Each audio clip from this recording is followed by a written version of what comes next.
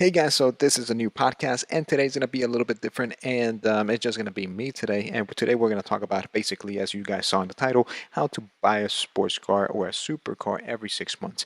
I'm gonna give you our tips, what we do, what we use, and how we can basically do it every 6 months or less. But before we start, this podcast is brought to you by Jade Black. Jade Black is our company, as you guys know, and they're amazing sunglasses and at a very affordable price. Every sunglass right now and always are going to be $49.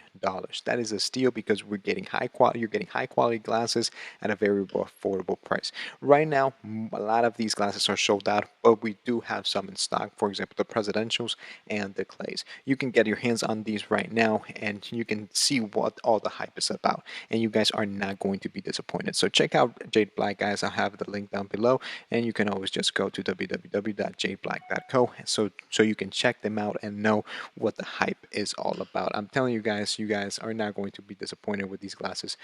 We do everything to try and make them the best glasses at the best price. And I'm telling you, this summer release is going to be amazing. Now, anyways, let's get into this podcast and this discussion. So, the intent of this is to show you how to basically get that dream car that you've always wanted to get, either be a sports car, a supercar, or an exotic, a muscle car. It doesn't matter what it is. It's just getting that dream car. Now, this is not for you to use it as a daily driver. If it's going to be a daily driver, then this is probably not the best thing to do. So this is basically if you have a daily driver and it's already paid off, or you're paying it off and you can afford an extra payment, then this is probably going to work because you don't want to rack this car with miles and not be able to use this system basically, or this process that we, or the steps that we do. If you rack it up with miles, then you're going to lose money, and then it really, you're just going to lose money. Now, a little disclaimer: cars are not an investment.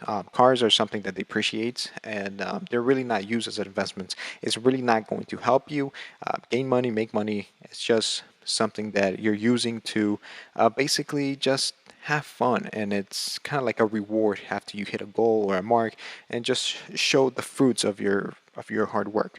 But never treat it as an investment, because it's not going to work out. And I know a lot of you guys are going to say, oh, this is a waste of money, you don't need cars, blah blah blah, use that for investments or whatever. Yes, we use it for, we have our investments, we have our companies that are making good money, so it's more like a reward. Some people spend their money on watches. We do that as well. Some people spend their monies on trips and all that, and some people like cars and watches and stuff like that. So this is for that type of person, just to that they have the money, the extra money, they have something paid off, they want that dream car, they want that muscle car, they want that exotic car, that hyper car, whatever it is, and they just want to have one, have some fun, and then get rid of it and not lose a lot of money or no money at all. So the first step, of course, is to have the money. Either budget for it, make sure you can afford it, make sure you can not only afford the car payments, but the car payments as well, the maintenance and the insurance. All that is added to that, and make sure you can afford it. I always go into my insurance company, put the VIN number to see how much my insurance is going to go up. If I see it's going to go up and really it's unnecessary, it's too expensive, I try to find another car, or maybe I try to find another insurance company that gives me a better price that I think it's more reasonable. But yeah, always put all that into consideration and make sure it fits your budget. If you can't afford it, if you can only afford the car but not the maintenance and the insurance, then you really can't afford the car. So make sure this is one of the most important ones, that you can afford the car, either because you have multiple streams of income, or you have a really good job, that you're really getting paid, or you have some investments and you can move around and be able to afford this. So this is the most important part, and if you can't do that, then just try to move on. The second step is to put a good down payment. In my opinion, putting a good down payment is always good. You can always go without putting a down payment. We've done it a few times, but a lot of times you might lose, let's say, $1,000, $2,000. Then to get out of that loan, you have to put $1,000 to $2,000. Now, we recommend putting a good down payment. That way, that money is going to go towards the next buy and the next buy and the buy after that. And yes, I recommend financing. Lease, it's good, but you're going to be stuck with that car for 3 years. Buying it outright for something that it's really not an investment is a waste of money. If it's your daily driver, you're going to keep it for 10 years, go ahead, pay it off. you know, don't worry about financing. If you have the money, just fine. But if it's a toy that you're just gonna have fun, trade it in 6 months, and you're really not gonna keep it for the rest of your life, then don't pay it off. You don't want to tie up all your money in this depreciating uh, piece of, this toy, and instead of using it for investments in something else. Instead, you're just paying, whatever the monthly payment is, plus the down payment, and you're good to go. It's not a whole lot of money that you have to tie up for this toy.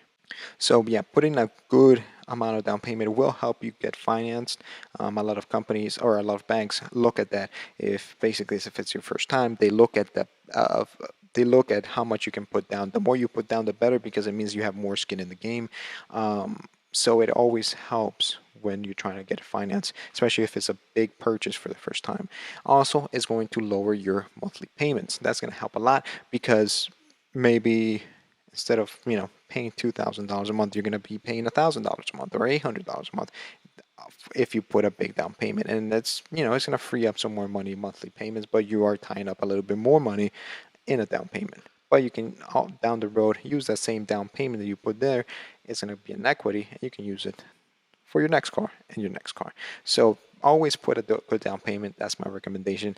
It's going to help you with lower down payments. It's going to help you get financed and approved better. And yeah, so why not? The third step is to find the right car. Now, look for the right car for you, something that you like, that you're going to enjoy and have some fun. It could be an M4, it can be a McLaren, it can be a Bentley, whatever it is that you want to have. It could be a Lamborghini, whatever, a supercar, or it can just be a regular sports car or a muscle car. But just find something that you're going to like. Whatever it is, look for the right car. Just don't settle just because, oh, everybody has Lamborghinis. Let me just buy a Lamborghini now. If you might not like Lamborghini, then you're going to be miserable for those 6 months that you have that car, or 5 months, whenever you have it. So just or find a car that you're going to like for 6 months, and that you're going to like for 6 months and enjoy, and not get bored, and don't settle. My recommendation is always to find that car that is your dream car. For example, when I was growing up, I always wanted to have a GTR. So having a GTR and buying a GTR when I had one, it was a no-brainer. I always was a little hesitant to get that GTR at first, but when I was able to get it, and I did, that was one of my favorite cars, because growing up, I wanted one of those. So then when I got it, I enjoyed it. I got rid of it, for stupid reasons, and then I miss it now. I've been looking for that exact same GTR. Hopefully it goes online for sale, and that way I can buy it back. But I really regret getting rid of it, and I really enjoyed it. So find something that you like, and find something, maybe like I said, it was your dream car at the time. So if it is, look for them, and go from there. And one thing that you always have to look out for is always buy used. Never buy new. None of the cars that I buy have never been new. They've always been used, because they usually, this is like on average, they lose about 15 to 20% of the value of the car as soon as you drive it off when it's brand new. So when you buy it used and it's low miles, it's a no-brainer. That 15 to 20% already hit probably. It's a year old. It still looks fine. It's still in great condition.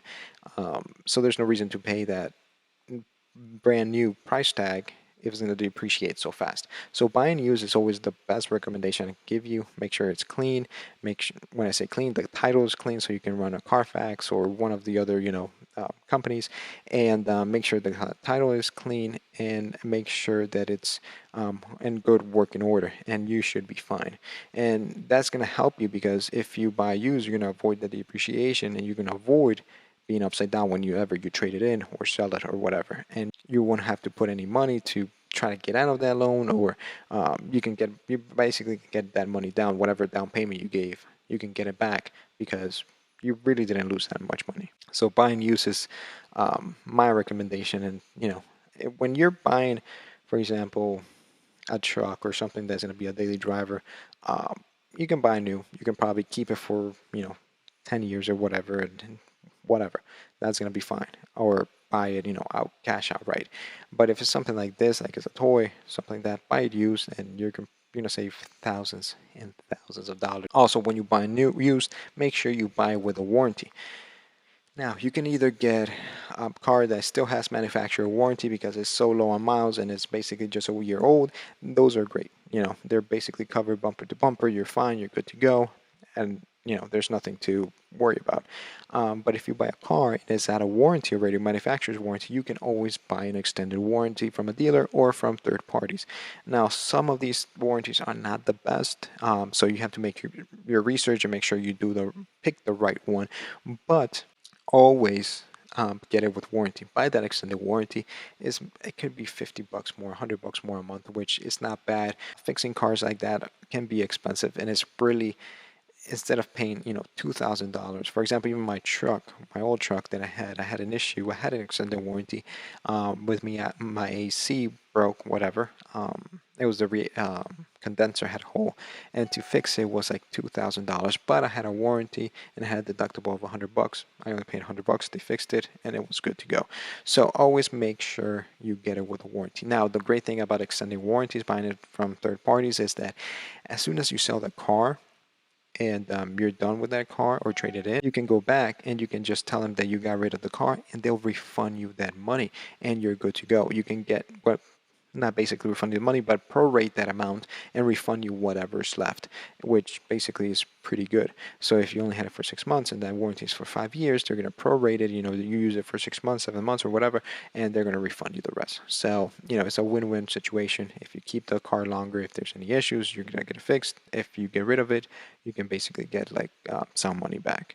So that's always good. Now, when you're looking for the car, always I use a lot of websites, but the one that I've seen that I've used the most and that has worked perfectly for us is CarGurus.com. As you guys can see right here, let me go to CarGurus. And CarGurus.com, it gives you options here to buy basically every make and model, whatever it is you're looking for. So for example, if I wanted the Nissan GTR, I put a zip code, whatever the zip code is, and it'll show me all the Nissan GTRs. I can put the years and say I want something from 2016 to 2019, and I want, if in my recommendation, I always go nationwide because you can always get it shipped to you. It'll cost you a few $1,000s, but you can always try to negotiate it to get it shipped to you. However, if you don't want to do that, you can put as far as you're willing to drive, but let's say nationwide, search. It's going to give you all the cars for those years, and then you can filter it out for worst deals, best deals, lowest price, highest price, whatever. So if you want, lowest price, you can go there, and it will show you basically the cheapest Nissan GTR in the nation is $68,000 is a 2016. You can always click on it, and the great thing with this is gonna give you a little title check if there's any issues, any accidents, how many owners, miles on it, a little detail on the dealer and what the car has. So it's very complete. You can see some pictures as well of the car and everything that's going on.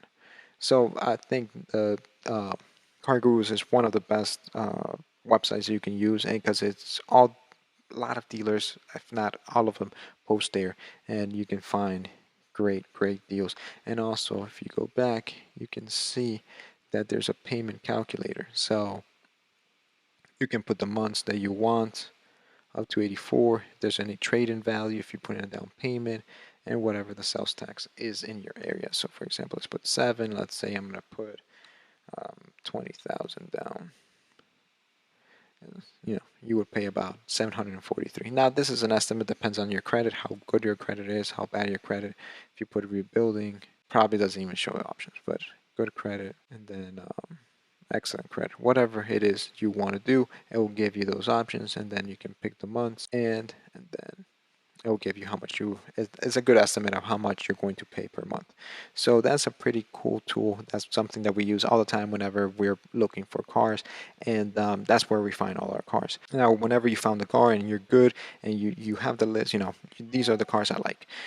Go to a dealer, test drive them. because maybe because just because you like the car doesn't mean you're going to love it when you're driving it. So test out the drive. Some dealers are you're going to have issues with. They're not going to let you test drive the cars until you're pre-approved. If that's the case, just walk away. There's always going to be a dealer that's going to let you test drive the cars with having to get pre-approved. They're going to run your credit. There's no reason to run your credit. You're going to get a hard inquiry on your credit, and then it doesn't be on credit. There's no reason for that. So just test drive the test drive the car before you even get or they pull your credit. And if they don't let you do that, you find another dealer. And I'm pretty sure that you'll 9 out of 10 times you'll find a dealer that's gonna let you test drive a car. Honestly, 10 out of 10. There's always gonna be one dealer that's gonna let you test drive the car before you even apply. There's no reason to apply if you're not going to like that car. So yeah, look at CarGurus, look for the list of cars. Like I said, look used, make sure you buy with a warranty. When you find the cars that you want, go test drive them. Look for them in your area first if you want to test drive those in your area, and then look nationwide, and maybe you find a better deal nationwide.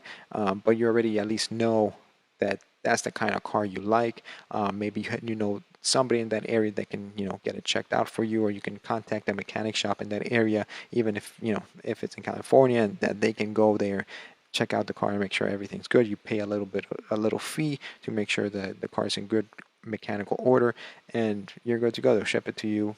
You do everything, and you're good to go. So that's always a good way of buying a car, and that's how we usually do it. We try to find the best price. It could be nationwide. For example, my car came from Georgia. There weren't any in the area, so I had to get it from Georgia. So that's how it was. Jose, I think, was going to get one that was in like California or something, but he was able to find one here in the area. So that's, it's always good. After that, then you keep your car for 6 months. That's my recommendation, especially when it's your first time. 6 months is a good amount of time of credit history that you can build with that bank. And next time you buy a car, it's going to make it easier to get financing. That's usually what car or banks look for, at least 6 months of paying on time. Especially if it's a very expensive car like a Lamborghini or higher end Porsche or Ferrari and stuff like that. You're going 6 figures. Those banks are more hesitant to lend you that money, so they want to see that 6 month credit history or payment history before they lend you the money again. Or they might lend you the money, but it's not going to be a super high APR. And then next time you do it now, you're going to have a lower APR, and it's all going to be good. So it's always good to keep it up for at least 6 months. But through those 6 months, always monitor the value of the car. So what you can do is always go to CarGurus, look for whatever the car it is that you have, and just look around. Just look at how much the cars are going. So you bought the car already once, so you know how much cars were going at that time. So if you look at it again, 2 weeks after, a month after, whatever, constantly monitoring the car price, you'll see if they go up and down in value, and if they do, then change it up. So stop, what you're doing, go to a dealership and try to trade it in if you see the car value is dropping drastically. For example, Jose's McLaren, that's when it was happening. It was drastically dropping. So that's when he decided to sell, and he was okay with selling that car and getting rid of it because he didn't want to lose any money because they were going down. So there's a lot of reasons why it might go down. A new versions coming out, a new model is coming out, a faster version of it. The body style changed drastically and it looks better. So always be on top of that and seeing what's going on with that car, your model, your make, to make it easier. And that way you don't lose so much money, or you don't lose any money at all. But yeah, try to keep it for 6 months unless, price is dropping, and then get rid of it. Now, when you're ready and you hit that 6 month mark and you really want to get rid of it, same thing. Go on to CarGurus, see how much the cars are going for, and that way you get a good idea of how much cars are going. So when you go back in to trade in your car, you have a good price in mind. Go with a good price in mind. So if, let's say, you bought it for 89 and you see that most of these cars are going for 89, and so they probably want to make a $5,000 profit at least. So 85 or 88. Try to get around that price range to make sure that you get the right amount. If you hit in your head and you're like, oh, I you go in and they offer you, they lowball you basically. Just get your stuff, walk away, and you go to another dealership. Another dealership will offer you what you're looking for. And when they see that you're walking away, most of the time, what they're going to do is stop you and try to make a deal with you because they really don't want to lose your uh, your that sale. I'm out of words now. They really don't want to lose that sale, and they really want to do that deal with you. So try to walk away. Don't let them pressure you. Don't let them lie to you. You know how much the car is going for, so try to get that number that you have in mind, but be reasonable as well because it is a business and they're trying to make some money the same way you try to make some money. So always do your research before you go into a dealer to trade it in. Now, when you trade it in, you might, if you put a down payment, you're going to have a good equity. That equity is going to work so you can go buy your next car. So they're going to grab that equity from that sale and put it towards the next trade-in. And that's it. That down payment you put in the first time, it'll go to the next one, and then to the next one, and then to the next one, and then to the next one. So because you had a car that barely depreciated and you put a good down payment, you're going to have an equity and you're going to be able to use that down payment that you put in the beginning for the next 3 or 4 cars. So that's always good. So for example, I've had several cars throughout my time. So I first had a Z06, a white 2015 Z06, and kind of look like this one right here. I had that one for a while, put a down payment for that one, and I was able to get out of it. I barely lost any money. I was able to get into this car. It was the C63 S 2015 edition one. It looked just like that. It was an amazing car. It was a fun car, but I want something more sportier. And the same down payment that I put in for the Corvette, I was basically able to use it for the C63. Then for the Nissan GTR that I had. For this one, I did put a little bit more because I wanted to, lower the payments a bit more. So I used whatever equity I had for the first one, and then I put a little bit more to lower the payments even more. And I had this one, and this one was all black. And then the equity I had for that one, I used it for the Ferrari that I had, and then after I traded in the Ferrari, I used that same equity I had for the GTR. It went all the way to the M4 GTS that I have now. It looks like this, except this one looks matte, but mine isn't. But yeah, that's basically what we do. That's how we switch cars every 6 months, and it makes it easier. Banks see that we always pay on time, everything's good, we've given a good down payment, and we have good credit, so that helps a lot. And we're able to trade in and buy a supercar or a sports car or an exotic, whatever you want to call it, every 6 months without any issues. And we trade in and out, and we're happy. We're enjoying it. It's like I said, it's not an investment. It's not something that's going to make you any money, but you do enjoy it. You do have some fun, and it's totally worth it. So yeah, so those basically are the tips. I hope you guys enjoyed this video. It's a little bit different. I hope it was informational enough for you guys and that you learned enough from it. Let me know what you think. Leave a comment down below, and remember to check out Jade Black Guys. I'll have the link down below as well. And if you have any other questions, if you have any other type of video, let me know and I'll try to work on it. So thank you for watching, and I'll see you guys next time.